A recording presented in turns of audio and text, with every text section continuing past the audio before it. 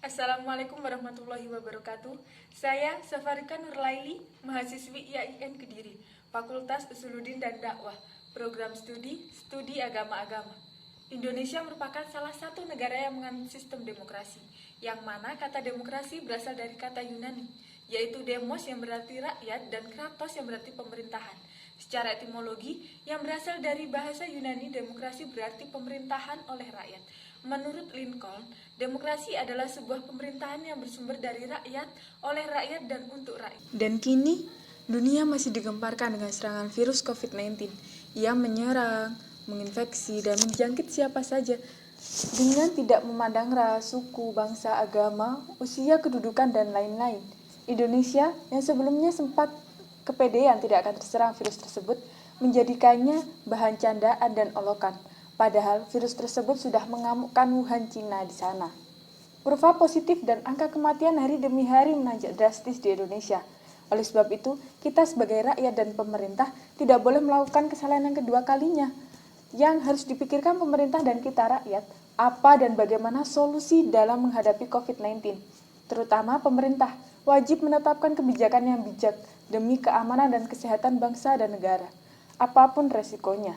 Dan kita sebagai rakyat harus mentaati garis kebijakan tersebut. Kita bisa berkaca pada negara lain dalam menghadapinya.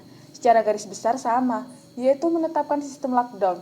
Namun hal itu tidak terjadi di demokrasi dalam Islam yang disebut sebagai as-suro, artinya bermusyawarah, maju mundur dan naik turun perdebatan di meja kusir, menghasilkan Indonesia tidak menetapkan lockdown, tersebab mempertimbangkan sisi perekonomian masyarakat dan negara.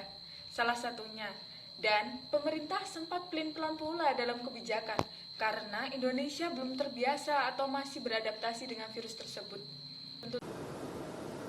Dengan kondisi ini, saatnya kita kerja dari rumah, belajar dari rumah, ibadah di rumah. Dalam menanggapi tuntutan lockdown, Presiden Jokowi menentukan kebijakan tagar di rumah aja dalam Undang-Undang Nomor 6 Tahun 2018 tentang kekarantinaan.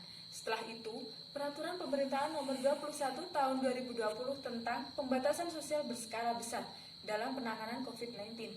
Dilanjut Peraturan Pemerintahan Undang-Undang Nomor 1 Tahun 2020 tentang kebijakan keuangan negara dan stabilitas sistem keuangan untuk penanganan pandemi COVID-19.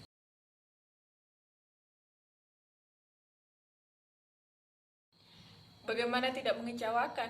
Kita dilarang ke mal, tapi mal tetap buka. Kita dilarang mudik, tapi bandara dibuka. Akhirnya, kita yang kurang paham betul peraturan menjadi bingung ataupun resah terhadap regulasi dari birokrat kita ini.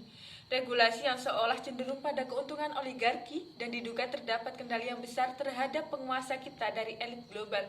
Tapi, untungnya masih ada yang respon positif dari masyarakat terkait kebijakan tersebut dengan tetap jaga jarak, tidak mudik, dan lain-lain.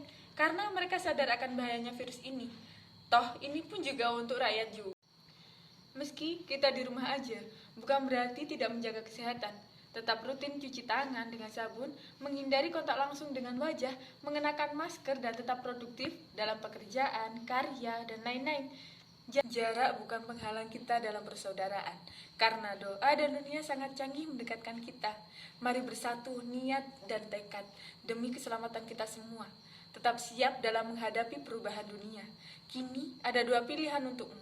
Ingin tetap menjadi dirimu saat ini atau berubah menjadi lebih baik dari saat ini. Aku menjagamu dan kamu menjagaku. Segera pulih bumiku. Terima kasih. Wassalamualaikum warahmatullahi wabarakatuh.